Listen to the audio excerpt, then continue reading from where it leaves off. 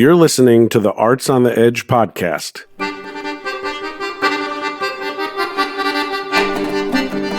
Each month, we'll be bringing you stories from the nonprofit American Voices, who for the last 30 years have been building arts programs in some of the world's most conflict-ridden nations, changing young people's lives with music and performing arts, and connecting people across cultural and linguistic lines. To learn more about American Voices and how you can help this kind of programming thrive, please visit www.americanvoices.org.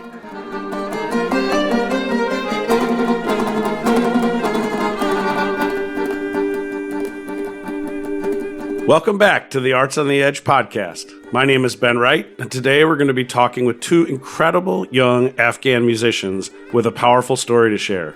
American Voices founder John Ferguson first met Elham Fanoos and Milad Yousif during a teaching stint at the Afghanistan National Institute of Music in Kabul in 2011. They both came from an extended family of artists and musicians and were already displaying great talent and drive when John taught them as tweens in Kabul. Many of the rest of the Fanoos family have been airlifted to the U.S. since this podcast was recorded, and with the help of AV, have formed a program called Heart of Afghanistan that will perform on July 30th, 2022 at Lincoln Center's GlobalFEST, and then hit the road covering venues from New Jersey and Connecticut to Minnisota, Michigan, and Chicago's famous Old Town School of Folk Music. See the full schedule at www.americanvoices.org. This conversation is an intimate view into the lives of uprooted musicians and hopefully a new beginning for a family that deserves to have their story told, as well as an overview of American Voices' groundbreaking performances and collaborations in Kabul, Mazar-i-Sharif, and Herat from 2006 to 2011. Let's get started. My name is Ben Wright, and I'm here with American Voices, and Elham Fanoos and Milad Yousif, and the director and founder of American Voices as well, John Ferguson. Hi, everybody. Hello. Good to see you guys. Hi, it's great to be here. So, Elham, tell me where you're from and how you got here to the United States. Yeah, so my name is Elham Fanoos, and I'm from Afghanistan. So it's a very long story how I came to the United States, but that was in 2015, August 3rd of 2015 that I came to the United States. Before then, I studied at the Afghanistan National Institute of Music for 7 years, and I studied piano there. And when I finished my high school, I decided to come to the United States, which was a very hard and difficult process. Coming from Afghanistan, as you can imagine, is very different than coming from Europe or East Asia or Australia and other continents and countries. So it was very difficult, but I decided to go because I really wanted to study piano on a world-class level. I wanted to kind of study abroad because in Afghanistan was pretty much impossible to kind of get to the level that you want to be as a pianist, like as a professional pianist, because there weren't enough opportunities for us to perform in public or to study with great teachers like here in New York or other places like that.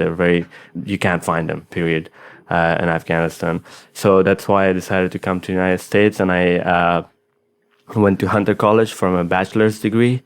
I graduated from in 2019 in May. And I recently graduated and completed my master's program at the Manhattan School of Music. Wow. In New York City. That's impressive. Thank you. Congratulations. Thank you very much. So we'll get to more of that. Sure, yeah. But Milad, now you tell me how it is that you're sitting here in this room with us.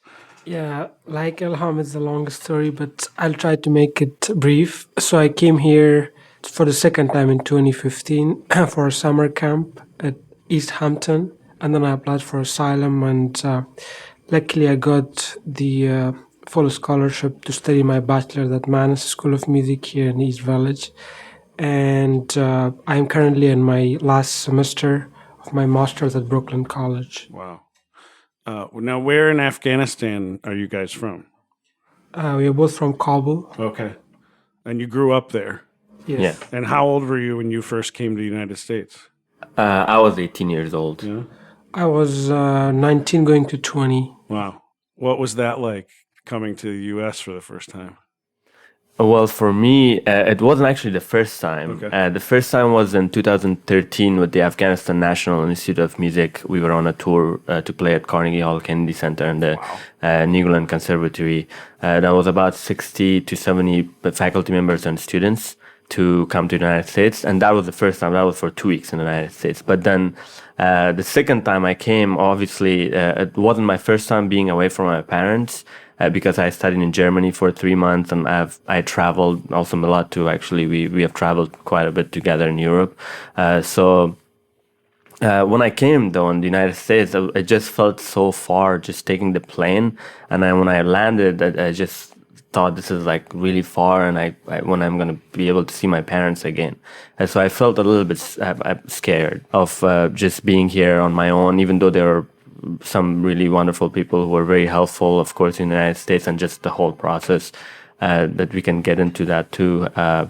We have time, but yeah, and I did feel a little bit lonely when I first came here, and that's why I went back after finishing 2 semesters of my studies the first year.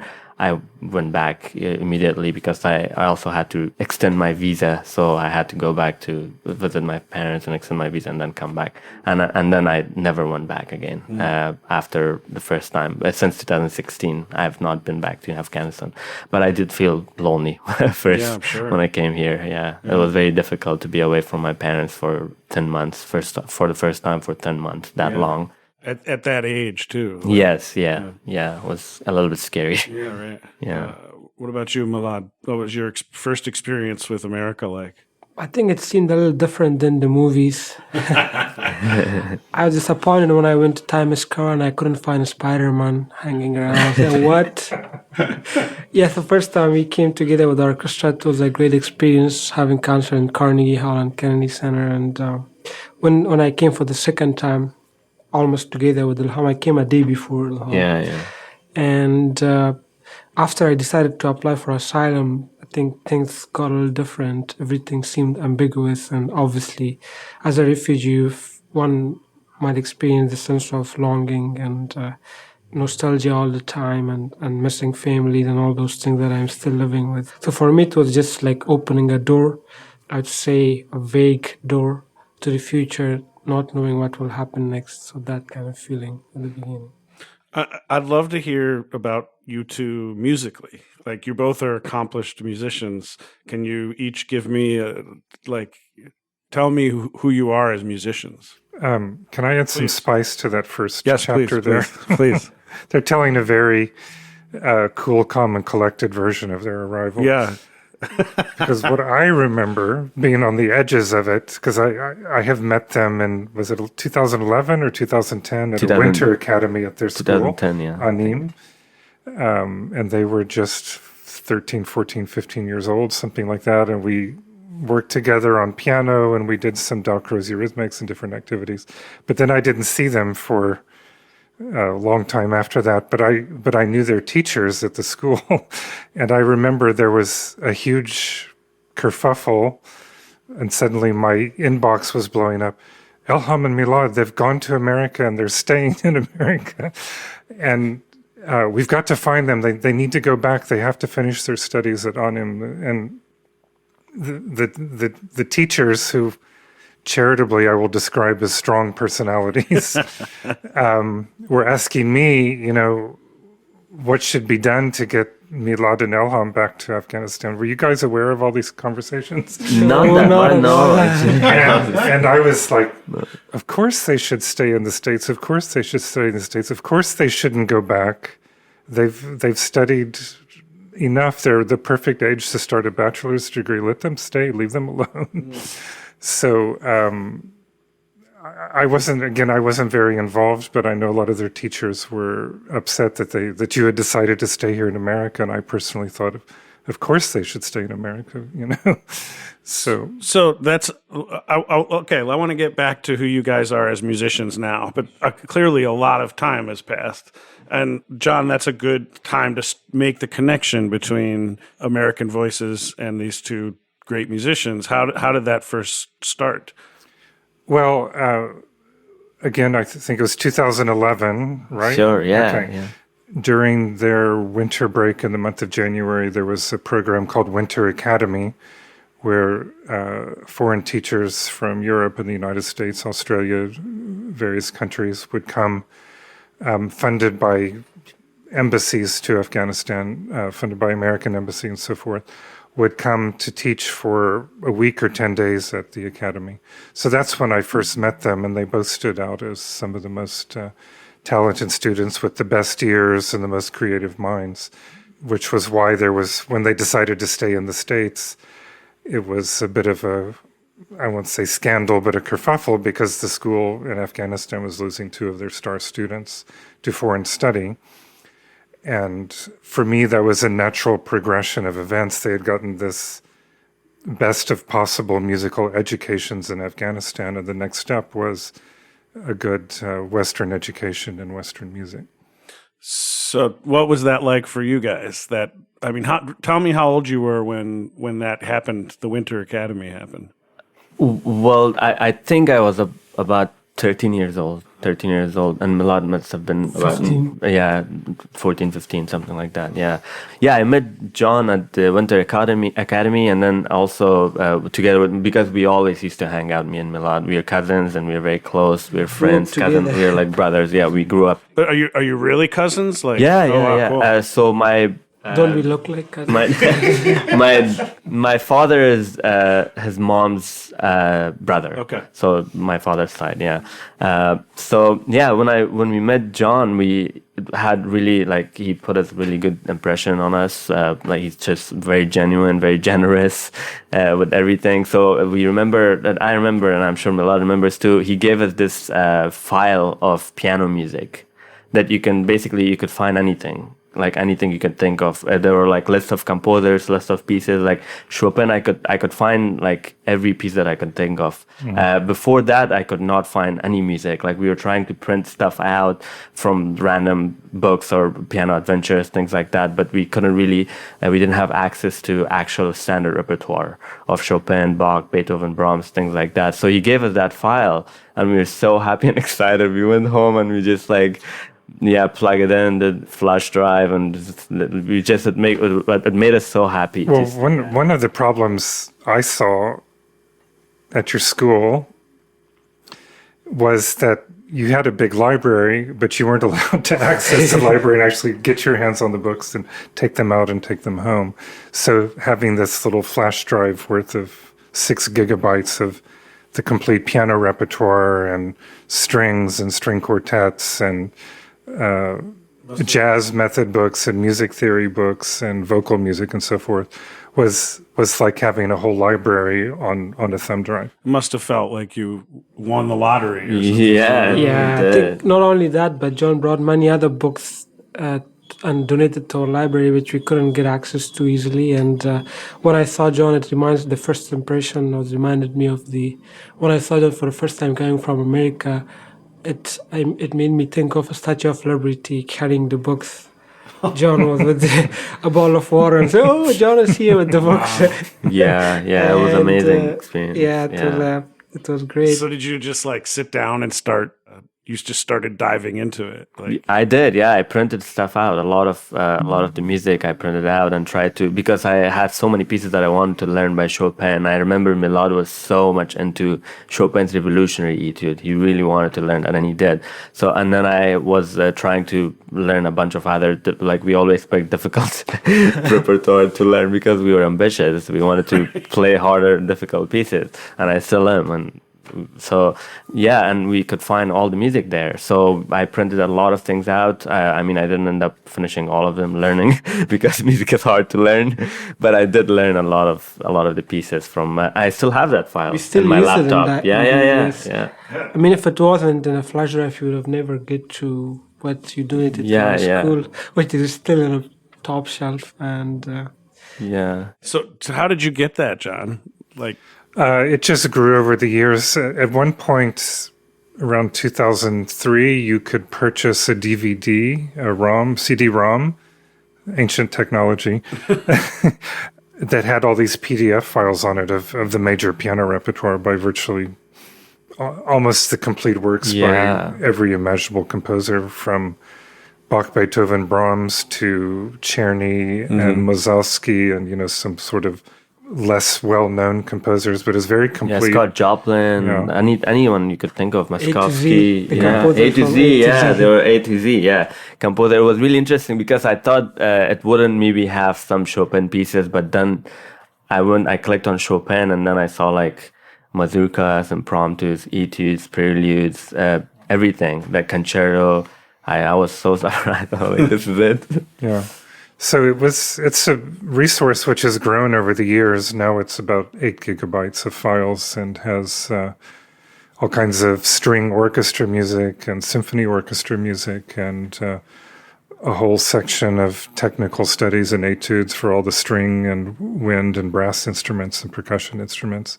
Teaching method books. We have essential elements for strings, first level books and teacher's manuals on there for use in our teaching of string pedagogy and woodwind pedagogy. So it's a very useful tool in countries like Afghanistan or Eritrea. I think of countries like I went to Eritrea with 20 flash drives of this music prepared for students because Eritrea doesn't have internet. I mean, they really, truly don't have any kind of access to these kind of materials. It's like just almost as valuable or competing with new strings, It's like there you go. You wouldn't want to make someone choose between new strings and so that's amazing. So I don't know the chronology of things. You did the Winter Academy.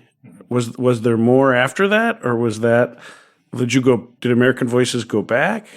Okay, you guys have to help me remember. So American Voices first went to Afghanistan in 2006 with a program called Jazz Bridges Afghanistan. And we took Coco York, an amazing jazz and blues singer now based in LA, with Mike Del Ferro Trio. He's a Dutch-American jazz pianist in his trio. And we collaborated with Milad and Elham's teachers, Ghulam Hussein, the famous rabab player.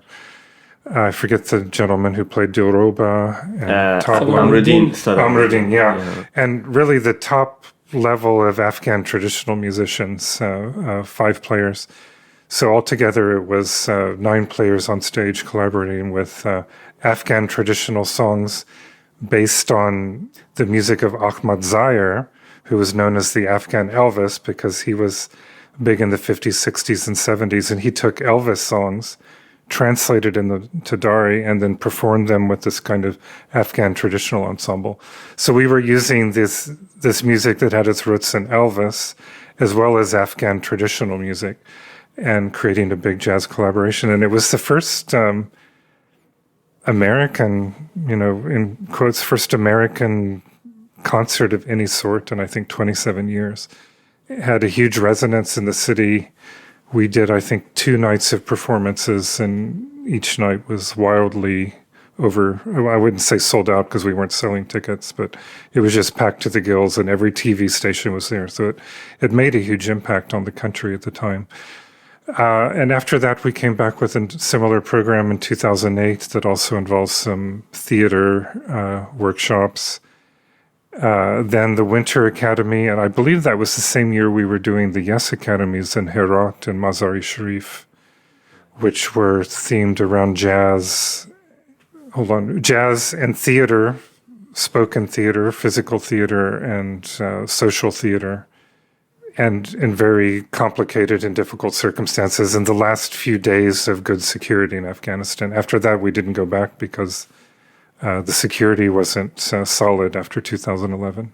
Already in 2011, it was very shaky. You told me briefly a story, and I stopped you because I wanted it to be for this, about the 12-bar blues.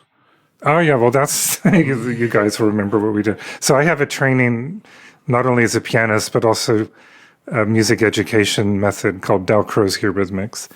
And what Dalcroze does is uses movement and improvisation, singing, solfege, ear training to teach music theory concepts. So for fun, I just wanted to see how good their ears were. So I took the 12-bar blues progression, and every time they heard the chord change, the harmony change, they would move in a different direction. So they were walking, for the one chord, they were walking straight ahead. For when the harmony switched to the 4, the subdominant, they walked backwards. And if they heard the 5 chord, they would walk to the right. And it's one of the nice things about Dalcroze is, as a teacher, you can see if students are understanding from their movement. So if they start walking, backwards on the 5 chord, they're not hearing the difference between the subdominant and the dominant, between 4 and 5. So it's a music theory exercise, a listening exercise, ear training exercise, but it was also fun. It was blues music. And these two were very quick with that. I remember they stood out in that exercise. Do you guys remember that? Yeah. Vividly. It was in the orchestra room where exactly. we had the rehearsal with the orchestra. Yeah, I remember there were many people actually. Wahid was part of it. Wahid was there. He was another pianist. It was a lot of fun working. But I also remember working with John just privately on Mozart D minor Fantasy. It's one of the most famous fantasies. So we worked on that a lot. We worked on sound. We worked on technique a little bit. So that was a really great experience. And then he, I guess, saw something in us, and then that's when he brought up the music folder, right, the score and everything. Well, that's cool. That was great. So, do you know anything about what's going on at that school now? Well, as far as I know, the school is closed. There's no activities. I think it's like a camp for the Taliban. They stay there right now. They took over the school. Where did you hear that? So one of the people that helped me actually come here helped me with my essays and everything, and so we are like kind of family friends. I would say Lacey Rosenthal. She is very in close touch with Dr. Sarmast and this school, because she's also, I think, helping evacuate the students, and they did successfully actually. So that's where I heard it from, and they said the school is closed. The students are in Portugal, right?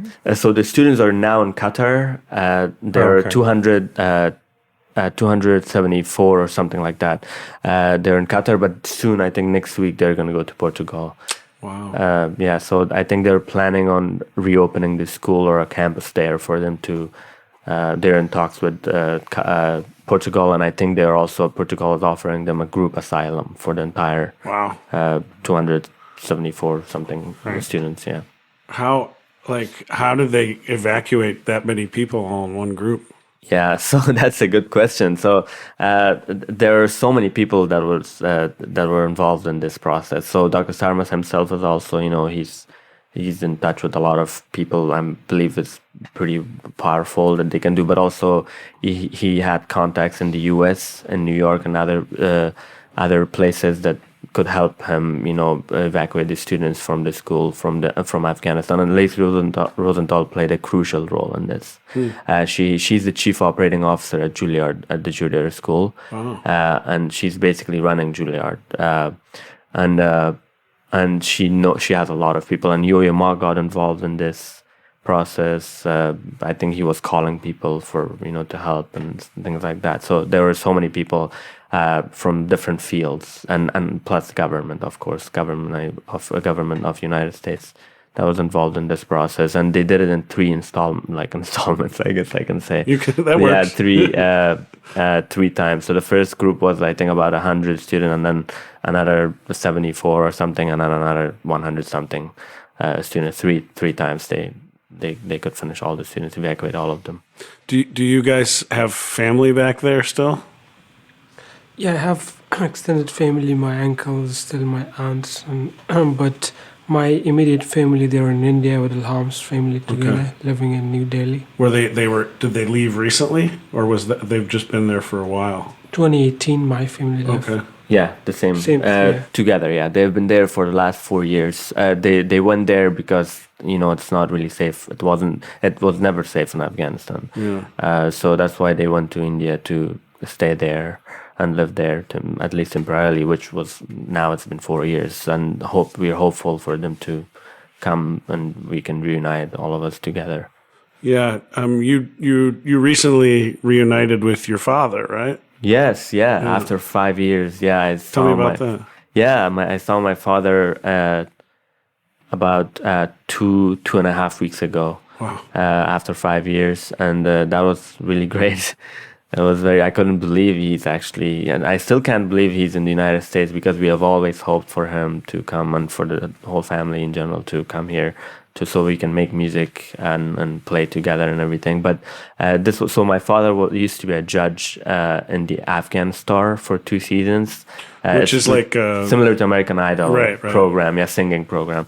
And Tolo TV was the host of this program, and it was aired on Tolo TV, and 47% of Tolo TV was owned by Fox News until recently. So that's how we got the connection. So since he worked for the Tolo TV, and Fox News was kind of involved in it because they owned 47% of it. So that's how we got the connection, and they could help him leave Afghanistan. So Fox News helped your father get back to the United States. Yeah, Fox helped. Yeah, my father. That's lovely. Yeah, with a few other people, and also their journalists. At night it was an evacuation at like 2 a.m. They had to go to the airport, and they waited for I think 10 hours or something at the airport until everything got ready, and then they went to Qatar first, and then from Qatar That's an amazing story. And in the notes for this podcast, we're going to link to that Fox News article so people can go check it out. There's a video of you and your father uniting at the airport that got me, that just like hit me in the chest when I saw it. It's really powerful. But you said things have never been safe in Afghanistan? I mean, not never, but like in the last 20 years, in the last 20, 25 years, because there were attacks here and there, like at least once a month, at least. And do you guys remember that from your childhoods even? Yes, so I was born at that time. It's during the Civil War. And I remember that this war going in the city, and my father always telling me about his experience, and my uncles too about,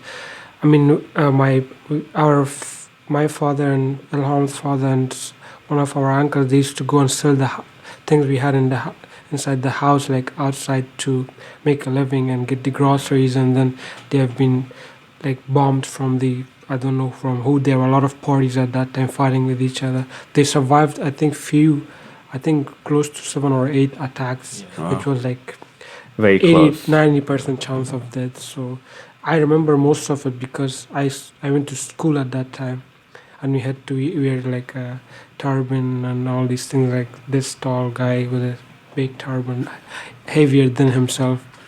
So I remember this was very bitter memories of our lives, but it never kind of finished. It was temporarily stopped when Karzai took over, and then it's still there.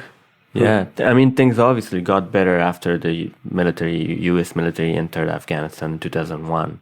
Obviously, like, we can say we were the result of that we studied, there was a school going on at least. Right. And we came here, we studied music, and we ended up in the United States. Now we advanced our studies.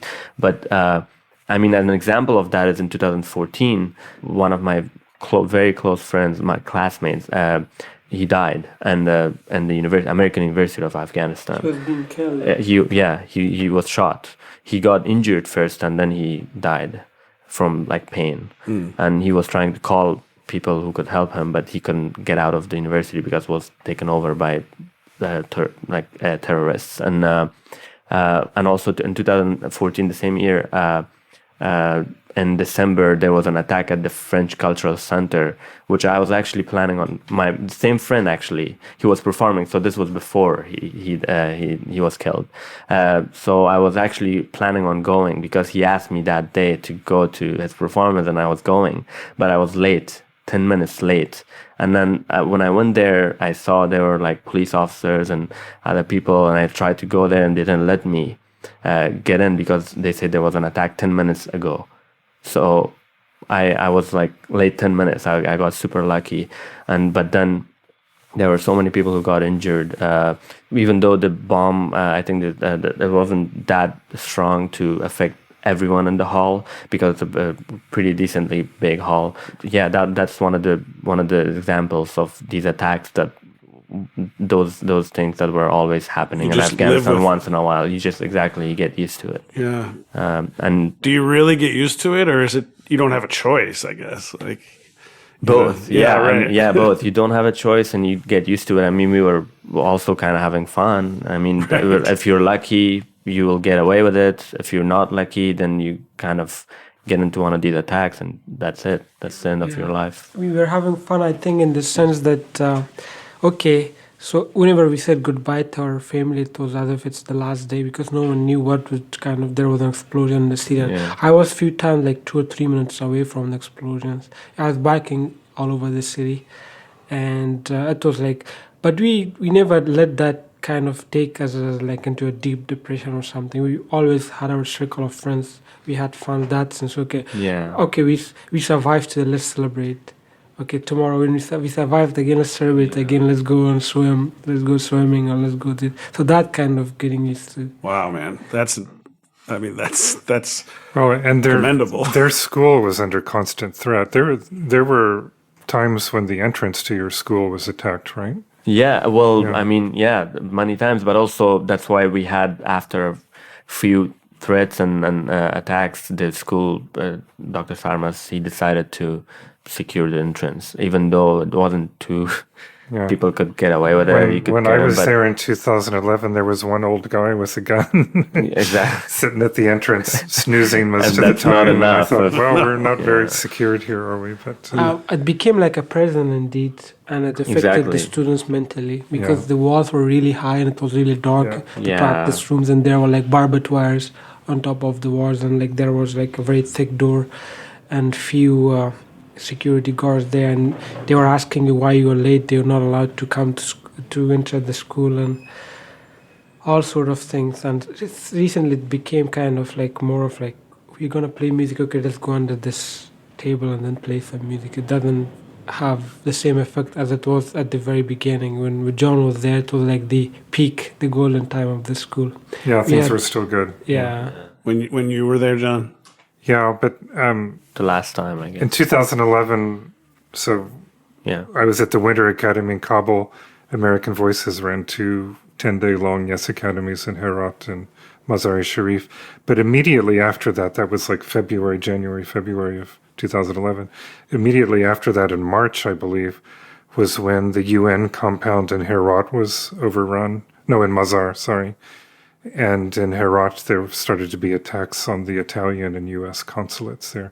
So the security situation got dramatically worse immediately after 2011, and it just wasn't safe to go back. One of the scariest moments for me always was, and you guys know this checkpoint, was a checkpoint at the corner of the main road where the road goes off to the airport, and you had to stop there and get out of your car and be checked for weapons and so forth. And then they would search the car, but you were just right there on a main intersection. And that was a place that got bombed over and over and over again, once every year or two. And even in the best of security times, that was just like a very vulnerable point. And there was just no way to avoid that checkpoint when you were there on a grant with the U.S. Embassy, because we weren't being housed at the embassy. We were staying outside the compound.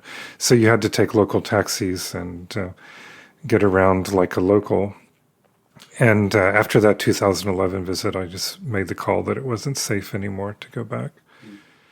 But when we were in Herat, for example, in 2011, it was still what State Department terms a self-drive posting. So all the embassy employees were issued cars. And at one point, one of the embassy employees said, well, and it was nighttime, I said, I've got to go meet someone in front of Herat University to pick up some permission documents so we can start the program tomorrow. So just take the car, just follow the riverbed, and you drive along a sort of rocky road on a 4-wheel drive and just turn right when you get to the road. And sure enough, there was a university right there. And I met the person and got the documents and drove back. But there I was, driving a car around Herat, Afghanistan in 2011. But, just a month after that, the security situation changed dramatically and it was no longer self-drive. And in Mazar too, which had the reputation as being the safest city in Afghanistan. It was still, a little bit sketchy. So we hired a local driver that stayed with us all the time. So we had one driver to deal with and had, from that, good security. But we had, at the Yes Academy in Herat, which is right on the Iranian border, we had this strange mix of Afghan rappers living in Herat turned up in our program, in the theater program. And I'm like, why are you guys such good rappers? And why do you speak English so well? And, what's your story? And they had all been refugees in Iran as children and gone to Iranian schools. So their English was fantastic. And they were desperate to work with Americans. I mean, we weren't hip hoppers, we weren't rappers, but we said, be in our theater program, you're welcome. But then the Iranian consulate found out about our program and started sending threatening messages to the Ministry of Culture for the province of Herat. And they had heard we had given some informal hip-hop dance lessons to a few of the boys in the theater program. And so then we were forbidden to teach dance. So we stopped the dance, which was already being done in a conference room behind closed doors with no intention to perform publicly, etc. But the kids who were doing the dancing, they were so determined to dance that they were all working on their own plays, so they worked into the play.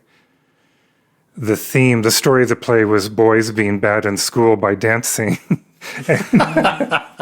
and getting into trouble and then getting punished. And so that was their story in the play they did. So they actually got to dance on stage in the context of being naughty and getting punished. So they were very clever, and they worked the dance into the final show. So there's a lot of ingenuity going on to, young people getting to do the things they want to do, even though the old folks say you can't do it.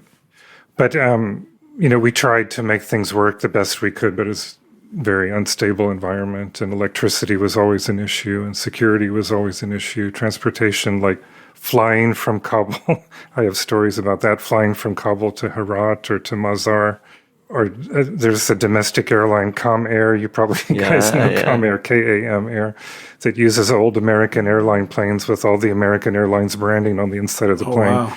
But the planes are used as drug mules to move heroin and hashish around the country and out of the country.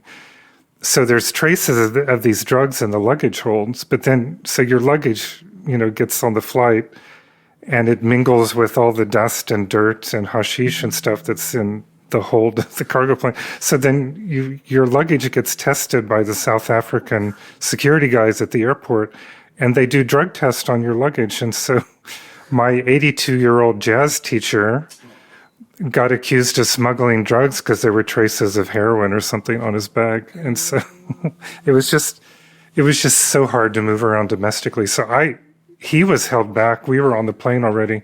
I had to climb in the airplane cargo hold, find our luggage, throw it off the plane onto the ground. And we all stayed behind because I wasn't going to leave him behind.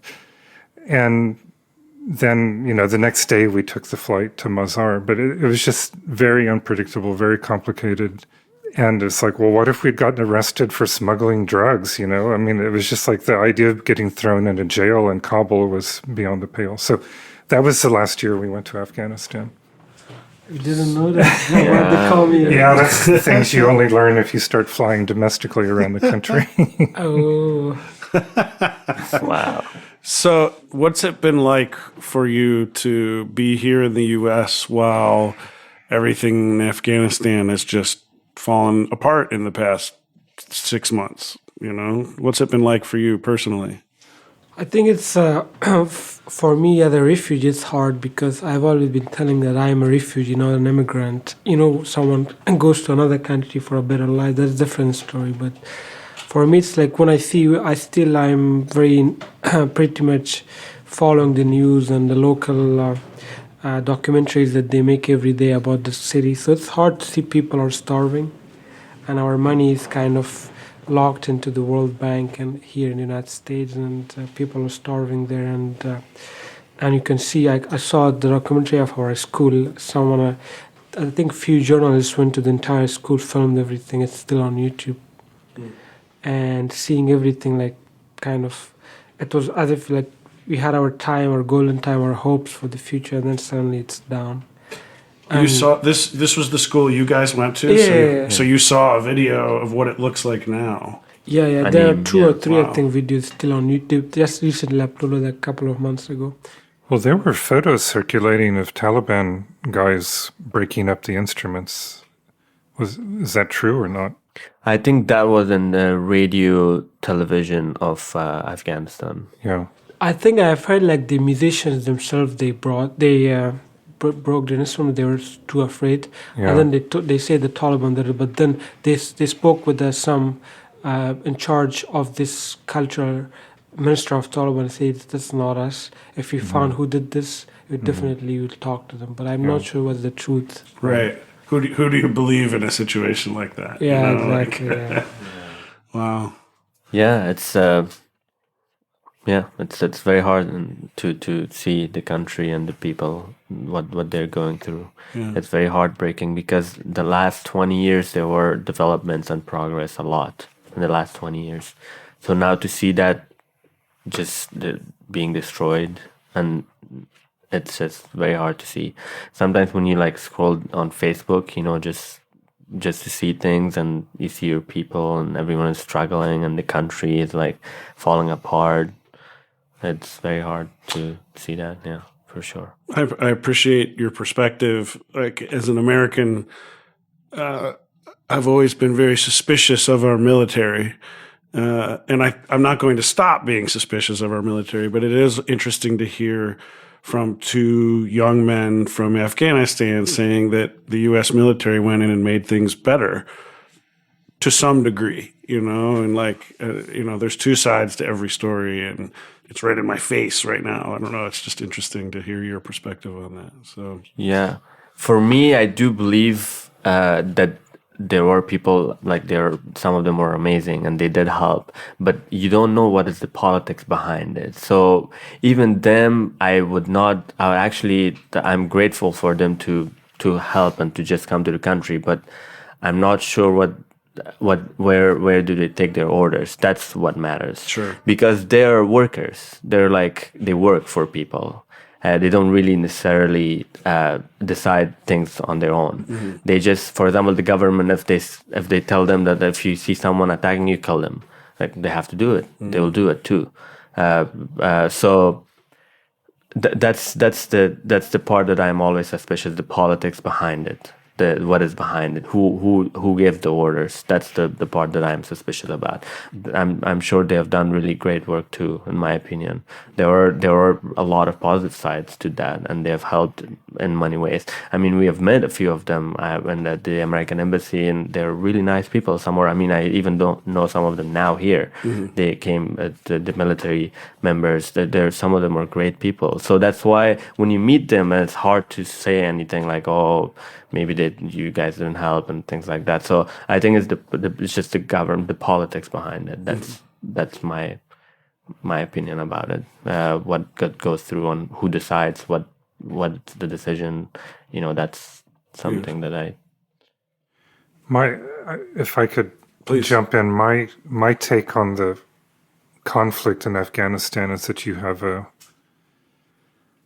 Afghan culture traditionally was, I would say, very Sufi. what is that? What does Sufi mean? Well, the Sufis are like the Episcopalians of Islam somehow. Like they have a whole tradition of poetry and music and open-mindedness towards creative expression. And the country, most parts of the country were traditionally very, very artistic and allowed certain measures of freedom within, a kind of open-minded interpretation of Islam. After the Iranian Revolution, then there was, the Saudis' need to feel like they had to have their equivalent of the Iranian Revolution.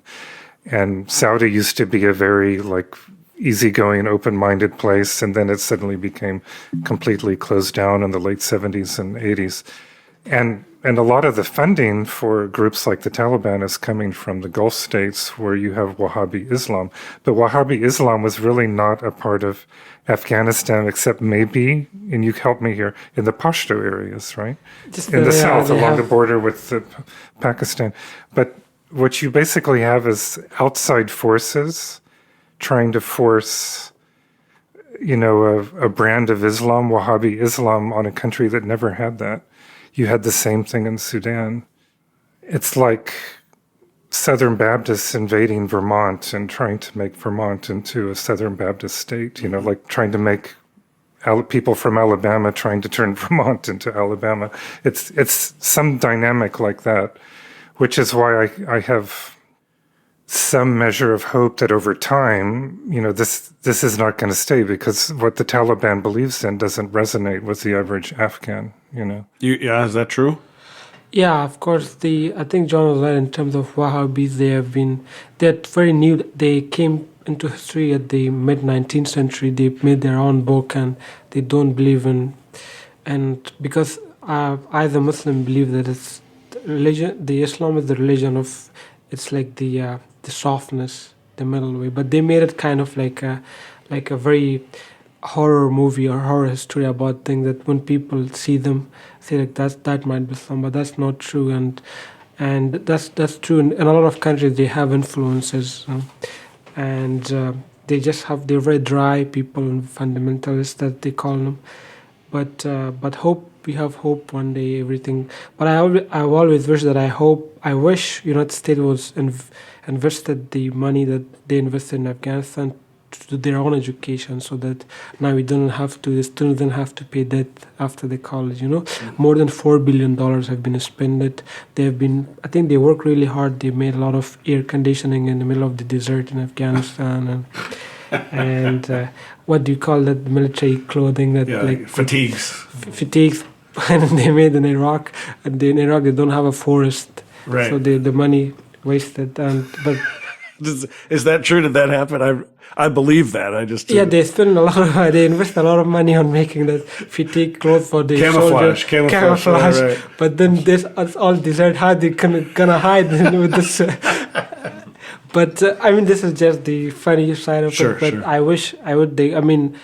John is one of the example that the money that John spent on cultural aspects of it made a great difference. Like you see many other people you might interview in the future from all over now they're doing great and they're serving their countries way better than as if they have been there. It would have been harder for them to even follow their dreams. But I wish they could find projects like this as John that came to the country to help people follow their dreams. It would have been much, much helpful and useful rather than. But I think I agree with Elham that they just follow the orders in one way or another, and they have nothing to think. It's like the definition of war. For example, two soldiers who don't know each other wants to kill each other for two people who know each other very well.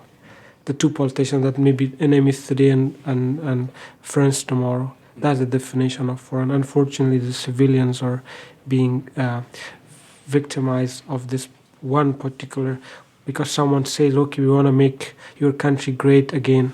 And then they just destroy everything and they say, oh, sorry, it didn't mean that. And then go to that's why people I think people are now very educated and they know that this is not just one country. Like when I came here, people thought like Afghans hates American. Right. I told them, no, it's not true. It's like Pakistan and India. If a Pakistani goes to India, he doesn't have to pay for anything. People are so hospitable that they don't let him or her to pay for anything. They invite them to their houses. So vice versa, same thing. People know that it's not the people; it's just some politics and the soldiers are following the orders. And even a child can think, okay, we spend like billions of dollars, and what happened at the end?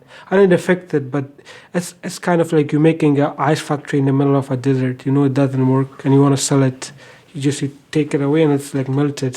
Same thing. You could have invest on something rather more deep and meaningful. But I think it's just what happened, and yeah, it's the human condition.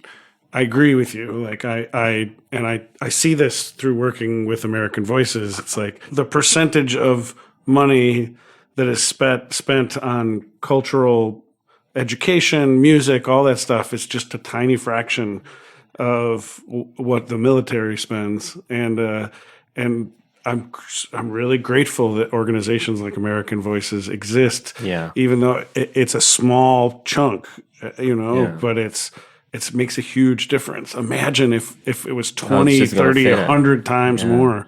Yeah, I mean, if John was thinking like Afghans hates American and he would never travel to Afghanistan, things would have been different now, Right. So that's what I've been telling to American audience that don't listen to Fox News. Just see it yourself. It's just an example, so to speak. But what they try to make their news or anything, they're making very interesting to the people. They might throw some lies there, but come look at yourself. I mean, John has seen more Middle Eastern countries than me. And I'm sure he has more experience than me about what people are and what they do. If you have listened to like Fox News or any other things, so you wouldn't go. These things would never happen. That's what I've been telling people. Okay, come, see it yourself. Yeah. It is a big difference. And in the projects that we started like 10 years ago, now it's coming to fruition slowly and slowly. These are the actual investments. That I came here, now I can serve Afghanistan, and Elham can serve it more than any time. Now we're in a safe place and we work towards it and to make a difference. And that's why at the beginning of our conversation, John said they wanted us to come back for their own benefit, to study, to stay there, and then to stuck there somehow, to die somehow. So that's like if you're an open minded, you can think, okay, that if you invest on this guy, he has a talent or energy, he might be able to, at one time, he might go back, he might serve better, rather than, okay, Afghans hate Americans, so what? Okay, no project, no. Okay, let's do this. So right. It's kind of... Let's do something easier. I totally agree, with like the short-term investment, that's what they were thinking about. They don't think about long-term investment. Like, for example, like if you let this person go and study abroad, then most likely he will be able to, or she will be able to provide and put a good face, a new face, a positive face for Afghanistan, rather than trying to keep that person for your own, benefits, like temporary benefits, short term. So and I totally agree with him about the politics of it as well. I wish there were more investments that could happen on, for example, an organization like American Voices. I feel like that's the impact that they make is so much greater than any other impact that has been made in Afghanistan. So I think that's really, for example, as Milad said, we are like examples of that. The kind of like another side of Afghanistan, the media. But also, I should say that I do blame a lot the Afghan government. Sure. That for sure. No doubt about that. Sure. A lot. Because they're extremely corrupt. Exactly. They basically, they're the foundation of whatever happened in Afghanistan. They're the base of it. They provided that. They let that happen. I mean, look at the president. He ran away. Yeah. Like, what kind of president would run away from when he sees or she sees a country that goes down? Like, he brought money with him. That's even worse. It makes it even worse. So that's for sure. There were so many corrupt people that were corrupted in Afghanistan who were running the country. Yeah. And that's very unfortunate. So I always blame that first, because we have to look at ourselves first. When you like point to someone, your one finger, the other four fingers are pointing to yourself. So I think that's very important to look at that, like, from the other side, from that other angle when you look at it.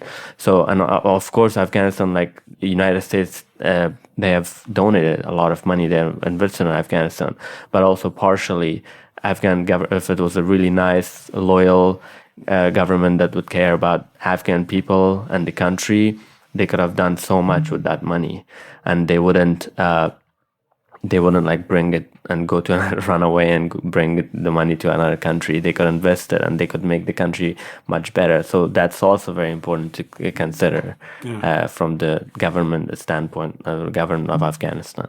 There are people that would just take the money and send their kids to another country to be safe. So One thing I wanted to talk about before I have to jump out. So looking forward, one of the projects that Elham, Milad, and I are talking about, including Elham's father, is a sort of immersive performance experience that would involve Afghan music, poetry, and visual art, tentatively called Heart of Afghanistan, which would be a kind of experience that we'll take around to university campuses in the States starting fall semester of next year. Wow. And hopefully through that, we'll give audiences a chance to experience what I call the real Afghanistan, not the one you read about in the news and, see in Facebook videos and so forth, but the real musical culture, the culture of poetry. Rumi is Afghan, the Iranians claim him, everyone claims him, the Kurds claim him, but I think the strongest case is Rumi was Afghan.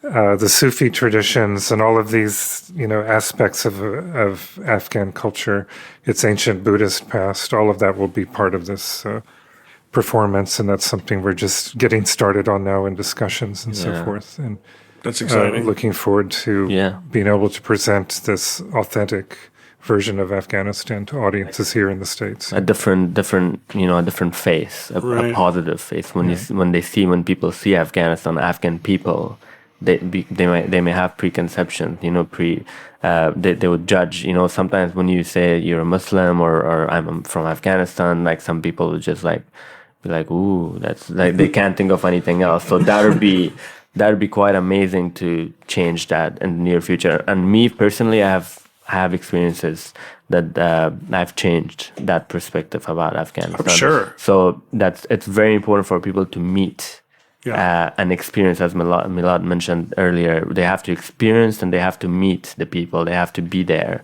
in order to know what is the real thing is. How are Afghan people like? How are their culture? What do we do? What do we think? How do we think? All of that. Yeah, I've always been curious what John taught when you decided to come and see it yourself. Why didn't you listen to Fox News and you just say, okay, I'm going to go to discover it for myself? The first time? Because it needs, I think you have to be brave, because it's not about a project or something. It's like people are doing project, but it's like, okay, I've been hearing a lot about this and then I'm going to go and see it. What made you?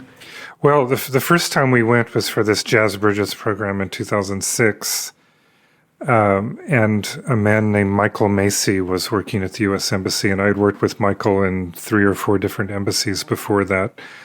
And he convinced me the time was right to come and do an invitational American concert, work with Afghan media, get these sounds and images of American and Afghan musicians collaborating together, get these out in Afghan media and let Afghan television viewers see another side of the United States as well.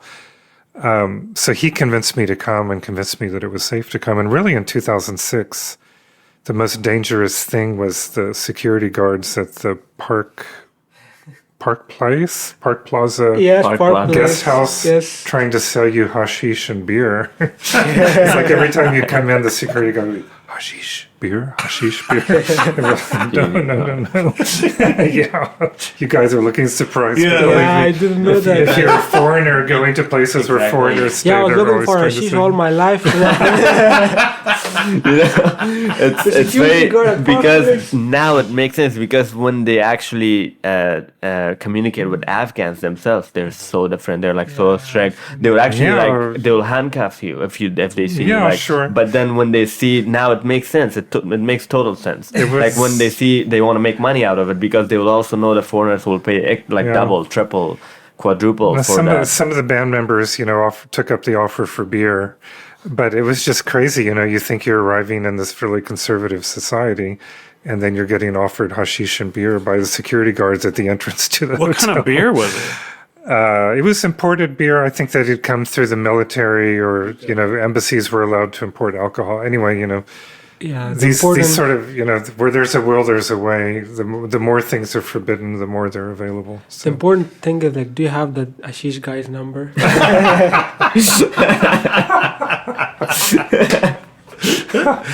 No, and you can't have it. I still feel responsible for it. But I had these same kind of experiences in Sudan, which, Sudan until recently had this very strong Islamic government, but Sudan also had a very strong Sufi strain to its culture, very strong Sufi presence. There was a big tolerance for things like hashish and certain kinds of ecstatic worship rituals, where, poetry was read and, certain things were smoked and so forth. So, again, this is why I think ultimately the Taliban is not going to be successful in stamping out, the heart of Afghan culture. Afghans just aren't that way. They don't want to fight with each other, and I think ultimately the Taliban experiment is going to fail. Well, I hope you're right.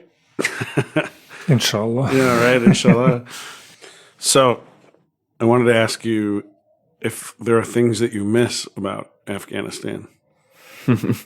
There's so much. Yeah. It's very hard to pick, but I can tell a few. Yeah, I mean, the just being in the country is, first of all, It's home, right? Yeah, and I miss a lot, and just being with your friends, hanging out, walking around, talking with them, to experience the being, you being, your presence in Afghanistan. That's what I miss, obviously, and the people, the interactions between them, just like every corner, every street, you hear, you see something, all of that. Yeah, I miss all of it. The culture, even though you can find the culture here too, because there's a huge Afghan community in California and even New York too, and Long Island, but it's just different, when you're in the country and experience the whole thing.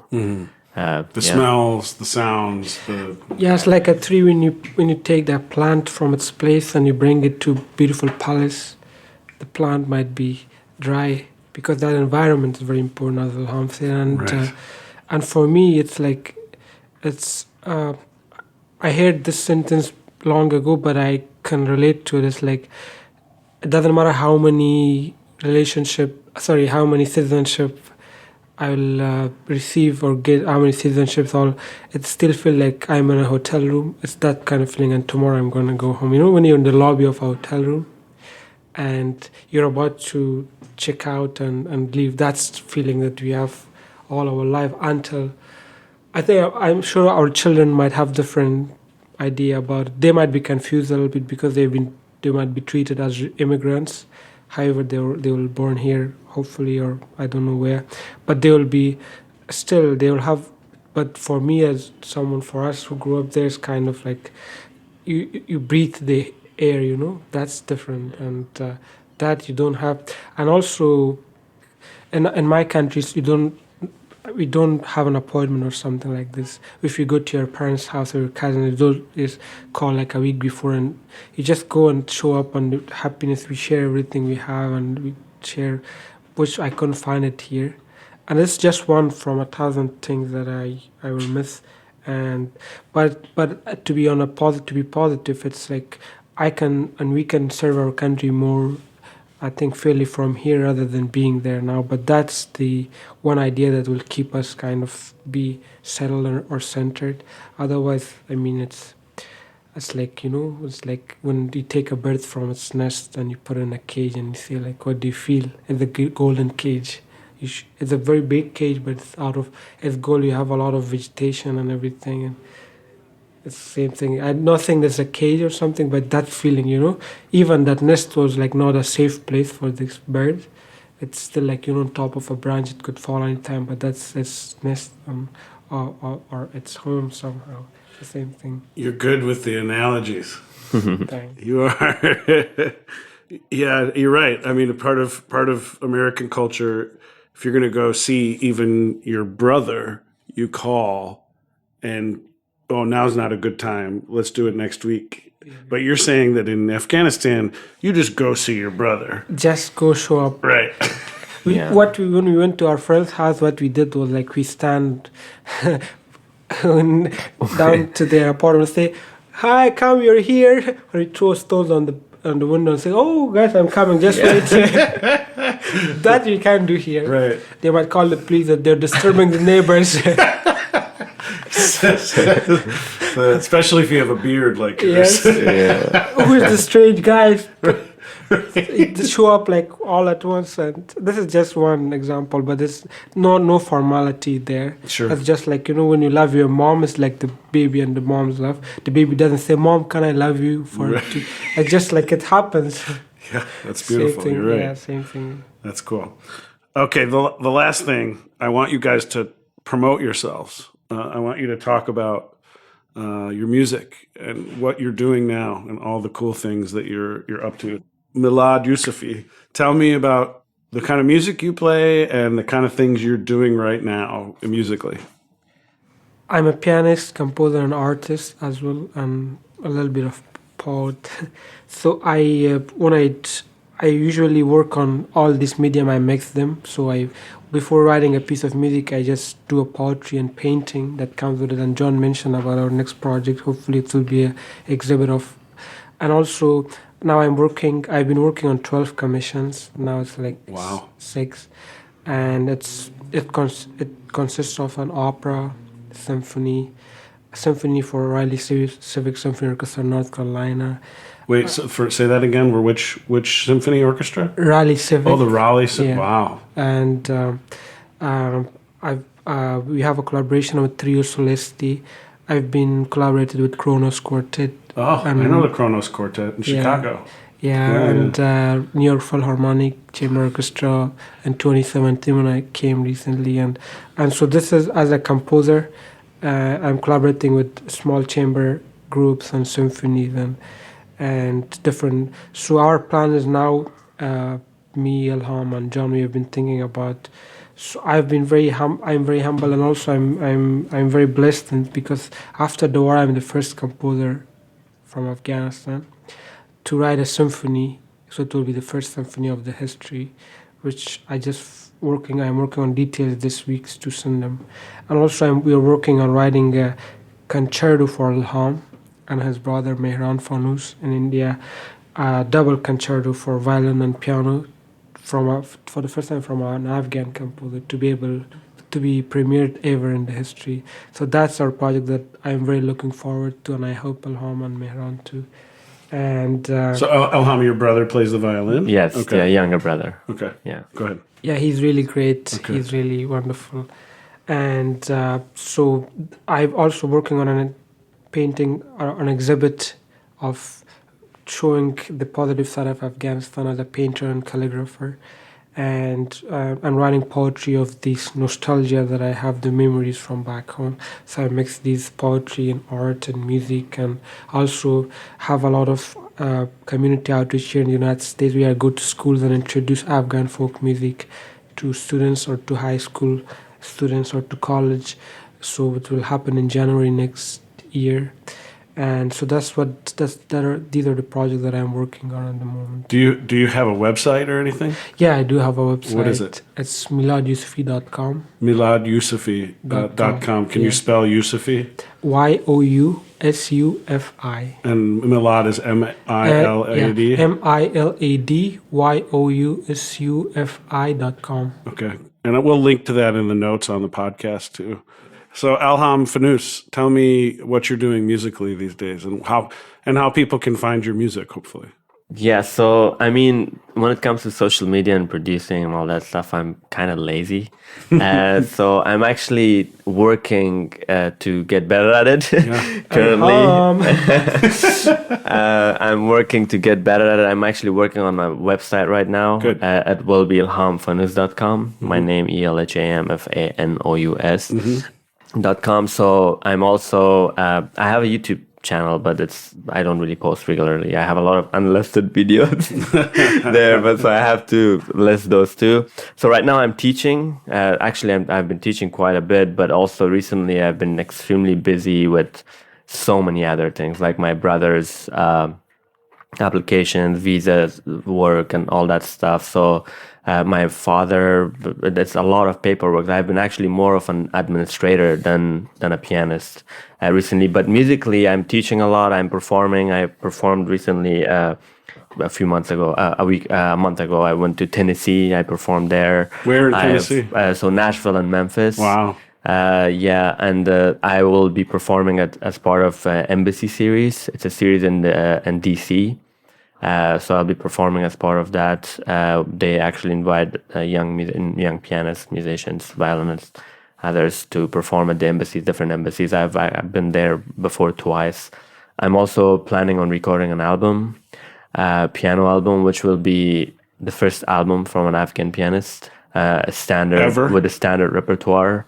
And plus Afghan music, my own transcriptions of some Afghan songs. I'll include that, which will be exciting. I'm thinking about that. I'm planning on it. I'm writing proposals to get funding for it, hopefully. And I'm also working with someone right now to have a film or a documentary. They want to do a documentary on me and my music and just my life in general. And I'm looking forward to working with John soon. We all three of us, including my father and probably my brother too, we want to show a new face of Afghanistan to the Western audiences. So we will do that, going around the United States to represent Afghanistan.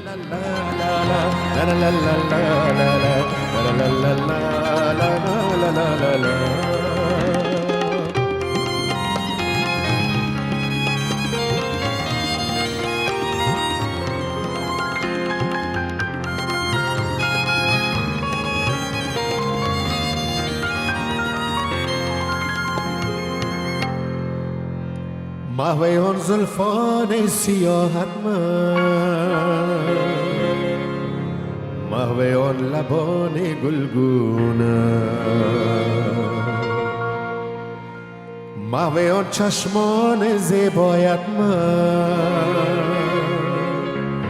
کرده تبان زیبایت دیگر اشکم مریض دیگر اشکم مریض زیبای من چشمان من پر شد. As we say, Heart of Afghanistan, which is a really cool name. I think It is. it's really good. Yeah. It's very effective, and it shows it. The name already explains. But yeah, these are the things that I'm also working on a concert with Milad, actually, which will be in gallery, Stride Arts Gallery next year. So we are working on that. So I'll be performing, playing, and then Milad will be painting, and we will probably do a forehand piece too. On the piano? Yeah, okay. 4 hands on one piano. Okay. So yeah, we'll do that. We're working on that. We have to get started actually on that too, because we're late.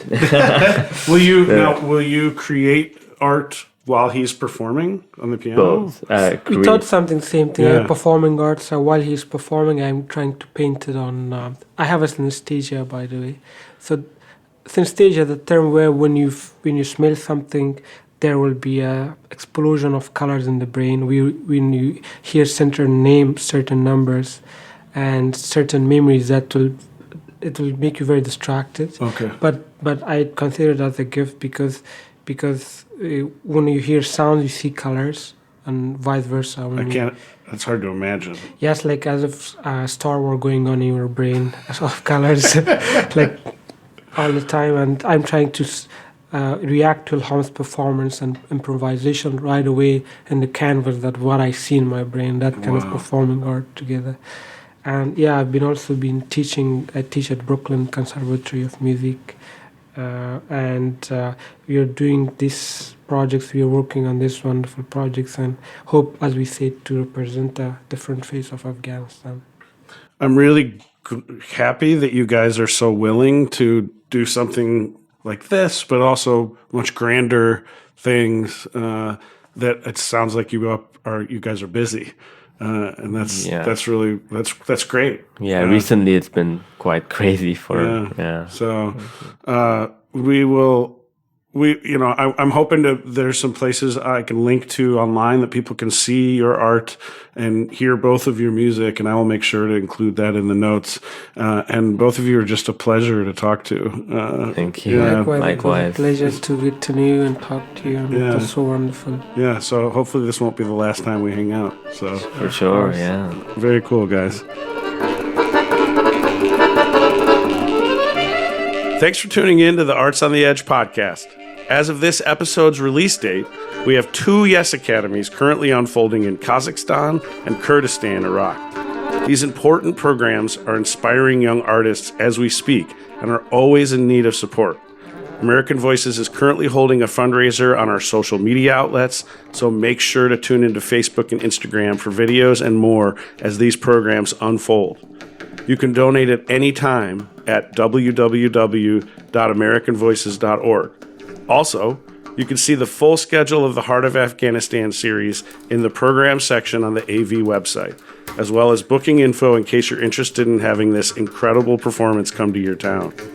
Thanks for your support, and see you next month for the next episode of the Arts on the Edge podcast.